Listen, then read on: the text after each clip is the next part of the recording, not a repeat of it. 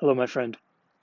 I'd like to share with you an insight about a common verse that we've all heard, but that I think has a far deeper and more profound revelation for us to encounter and experience and apply to our lives.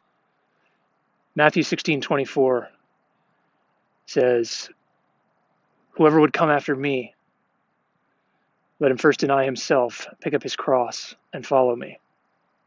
And unfortunately, I think in Christianity, we often read that verse and we hear the words, "pick up your cross," and we don't really know what that means. And we assume that it means deal with the hard stuff in your life, endure trials, grin and bear it, etc.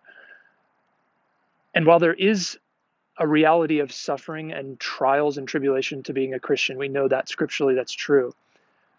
However, I submit that that's not what Jesus is talking about in this passage.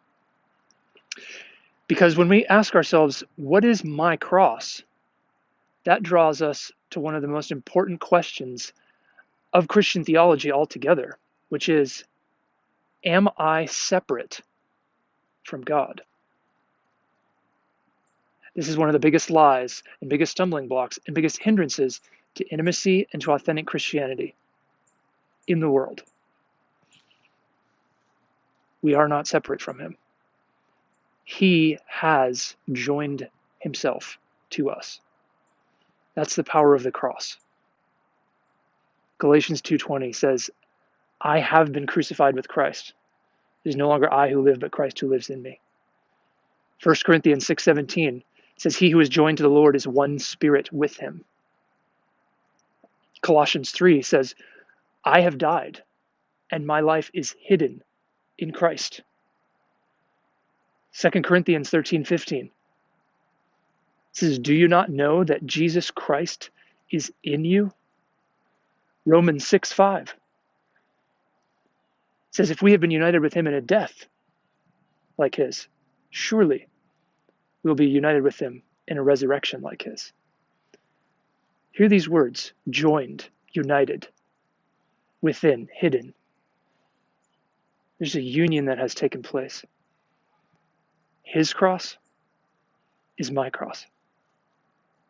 My cross is his cross.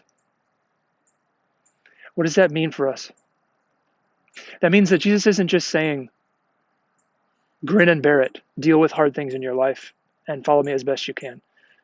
No, he's pointing us to the reality of the finished work of the cross. He's pointing us to the fact that he has forever joined himself to us, that we don't have to try to get to him because he's already come to us. It's one of the great myths of Christian living that we need to go find God, look for him. He must be around here somewhere. No, he came looking for us. He came looking for us when we were lost. He left the 99 to find us. When we were in the wilderness and didn't know where we were going and didn't know who we were, he found us and joined himself to us and invited us into intimacy. So picking up our cross means believing that. It means recognizing what he has accomplished, savoring the beauty and the power of what he's accomplished. That's what he has offered us. That's what it means to follow him. Not just to deal with stuff and try harder and be the best you can,